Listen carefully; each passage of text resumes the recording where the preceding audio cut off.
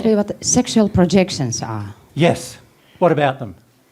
What are sexual projections? They are the feeling of desire or sexual feelings for another person. Yep.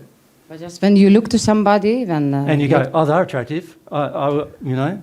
That is sexual projection already. Well, when you feel, oh, they're attractive. Well, for me, it's like most of you are good looking, right? It doesn't mean I feel sexually about you. So it's like, what do you feel? Do you want to have a relationship with them? Are you drawn to them? Are you romantically interested in them? Are you desiring some kind of interaction with them sexually where you exchange sexual energy? Are you desiring to, get some feelings, some addictions satisfied and some of these things satisfied through the interaction with them? You follow? Now, of course, that is breaking the law regarding soulmates. Naturally, it's a sin. There's going to be moral restrictions. Yep. So in the first century, I said, even a man looking at a woman so as to commit adultery with her has already done it.